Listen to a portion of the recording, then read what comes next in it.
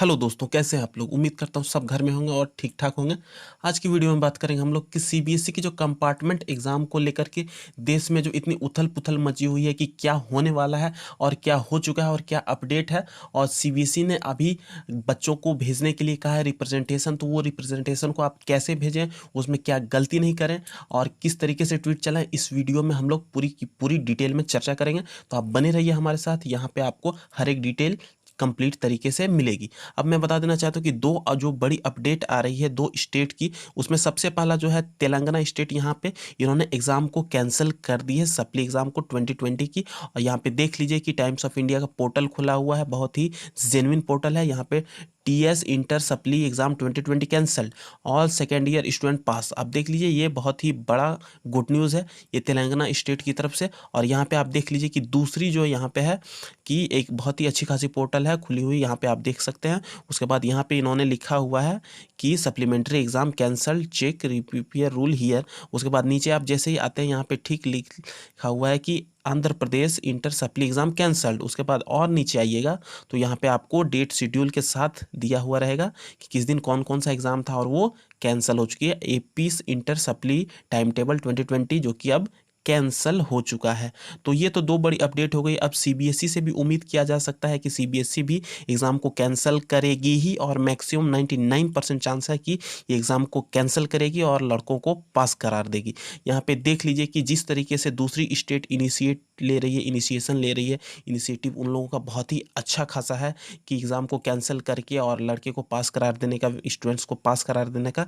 CBSE भी वैसा करती है तो बहुत ही अच्छा खासा होने वाला है, क्योंकि ऐसा क्यों नहीं हो।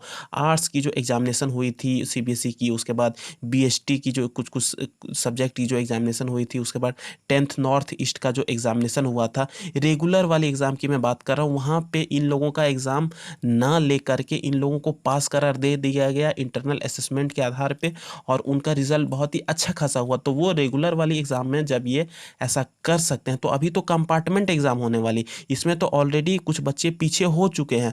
अब यदि उनके साथ आप थोड़ा अच्छा कर देते हैं तो बहुत ही अच्छा होगा, उनका साल बच जाएगा। अभी टाइम लिमिट नहीं बचा, वो उन लोगों के पास टाइम जा रहा है, और आने वाले समय में क्या होगा अभी ना पढ़ पा रहे हैं ना आराम कर पा रहे हैं, पूरा का पूरा दिक्कत में है, पूरा का पूरा टेंशन में है। और यदि आप ले लेते हैं एग्ज़ाम, सीबीएसई से ये गुजारिश है, क्योंकि अभी देख लीजिए कि हमारे जो होम मिनिस्टर साहब हैं श्री अमित शाह जी, वो कोविड-19 पॉजिटिव हो गए। तो अब देख लीजिए कि जो देश की रक्षा करने के लिए जिम्मेदार हैं, वो खुद कोविड-19 पेंडेमिक के चपेट में आ गए हैं। तो आम जनता और हम और आप स्टूडेंट कैसे इससे बच सकते हैं। यदि आप एग्ज़ाम देने जाइएगा तो वहाँ पे किस तरीके से होता है, कंटेनमेंट जोन से पास होके जाइएगा, ट्रैवलिंग करिएगा क्या नहीं करिएगा। उसके बाद वहाँ पे आप अपीयर होने के लिए जाते हैं तो किस तरीके से आपको सुविधा मिलेगा, आपको सैनिटाइज़र वगैरह, ये सब तो नाटक है, इसमें से कुछ फ़ायदा होने वाला नहीं है। यदि आप जाते हैं तो मैक्सिमम चांस है कि उस एग्ज़ामिनेशन हॉल में यदि कोई लड़का आ जाता है कोविड-19 पेंडेमिक से ग्रस्त, क्योंकि जिस भी किसी का भी एग्ज़ामिनेशन है और यदि उसको कोरोना हो गया है, तो वो लोग तो छुपते छुपाते, या फिर कोई भी सिम्पटम आ जाता है या रास्ते में किसी को भी मिल जाता है तो बहुत ही दिक्कत का सामना करना पड़ेगा। तो ये बहुत ही अभी चिंताजनक मुद्दा है, इस पे एग्ज़ाम कंडक्ट कराना ही नहीं चाहिए। सीबीएसई को चाहिए कि वो एग्ज़ाम को कैंसिल करे और यहाँ पे लड़के को पास करा दे। और जितने भी गार्जियन हैं या फिर जितने भी विद्यार्थी इस वीडियो को देख रहे हैं, उनसे ये गुजारिश है कि आप रिप्रेजेंटेशन भेजिए, और रिप्रेजेंटेशन भेजते समय ये आप बात ध्यान रखिए कि उसमें आप ग्रेस मार्क का जिक्र नहीं करिए। ग्रेस मार्क का जिक्र कर देंगे तो यदि पासिंग मार्क्स 23 है और यदि किसी बच्चे का 19 आ रहा है तो उनको +4 दे के पास करार दे दिया जाएगा, या फिर +5 दे के 1-2 नंबर ज़्यादा। तो इससे तो क्या होगा, ना वो पास वाले में रह पाएँ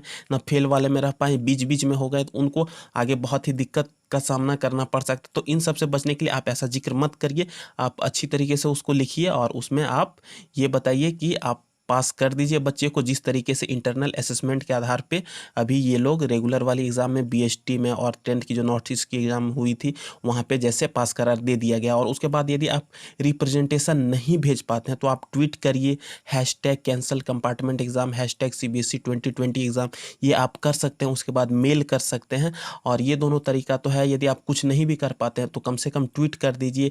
कोई यदि अच्छी खासी ट्वीट किए हुए हैं तो उनको आप रिट्वीट कर दीजिए, वो एक अच्छा उपाय है। उसके बाद यदि आप रिट्वीट करते हैं या फिर ट्वीट करते हैं तो चैनल्स को भी टैग करिए, न्यूज़ चैनल्स को भी, क्योंकि इसमें न्यूज़ चैनल्स वाले रिप्लाई दे रहे हैं। अभी देख लीजिए, एक ट्वीट को जवाब दिया था आर भारत ने, तो उसी तरीके से यदि आप अलग अलग न्यूज़ चैनल्स को ट्वीट करिएगा तो उनकी भी जिम्मेदारी थोड़ी बढ़ जाएगी। वो लोग भी इसको मुद्दा बनाएंगे, इसको गर्म माहौल बनाएंगे और उपाय लगाएंगे कि कोई भी तरीका से सीबीएसई मतलब बाध्य हो जाए कि आपका एग्ज़ाम कंडक्ट नहीं हो, और उसके बाद आपको इंटरनल असेसमेंट या कुछ आधार पे अच्छी खासी मार्क्स दे दे। तो ये बहुत ही अच्छा सा कदम है। यदि आप ऐसा करना चाहते हैं तो करिए, क्योंकि अभी यूजी और पीजी जितनी भी अंडर ग्रेजुएट और पोस्ट ग्रेजुएट की जो प्रोग्राम थी वो भी एग्ज़ाम कैंसिल हो चुका है, या फिर होने ही वाला है। जेई नीट की एग्ज़ाम कैंसिल हो चुकी है या फिर होने ही वाला है। तो इस तरीके से हर एक एग्ज़ाम कैंसिल हो रही है, तो सीबीएसई कैसे अभी यहाँ पे एग्ज़ाम लेगी। और यदि मान लीजिए कि एग्ज़ाम लेती भी है तो जब तक कोविड-19 पेंडेमिक का सिचुएशन पूरी तरीके से कंट्रोल में नहीं हो जाता तब तक तो एग्जामिनेशन होने वाला है नहीं। और तब तक लड़के क्या इंतज़ार करेंगे, और इंतज़ार करेंगे तो तब तक क्या पढ़ेंगे, नहीं पढ़ेंगे। उसके बाद कॉलेजेस की एडमिशन धीरे धीरे शुरू हो ही चुकी है, तो इस तरीके से बहुत ही त्रस्त हो जाएगा पूरा का पूरा दुनिया। तो इस तरीके से हम लोगों को नहीं करना है।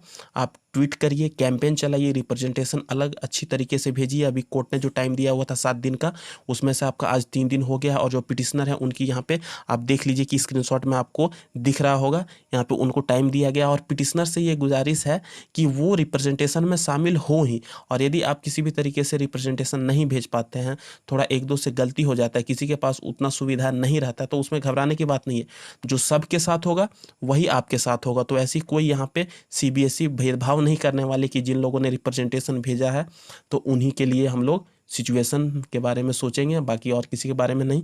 तो ऐसा नहीं होने वाला है। आप आराम से रहिए और पढ़ते रहिए, थोड़ा थोड़ा पढ़ाई जारी रखिए, क्योंकि आपको कुछ भी सिचुएशन है पढ़ना तो पड़ेगा ही, आगे भी पढ़ना पड़ेगा। तो उस मामले में आप थोड़ा थोड़ा पढ़ते रहिए, इससे आपको ही बेनिफिट होगी। आई होप वीडियो आपको अच्छा लगा, क्योंकि लगभग सारी चीज़ यहाँ पे कंप्लीट हो चुकी है। और यदि आपको हैशटैग का ट्रेंड चलाना है तो आप हमारे कमेंट सेक्शन में हैशटैग कैंसल कंपार्टमेंट एग्ज़ाम बोल के टाइप करिए और इसको चलाइए, मुहिम चलाइए, ताकि आगे इस स्क्रीनशॉट को कहीं और भेजा जा सके और उससे कुछ और डिसीजन भी लिया जा सके।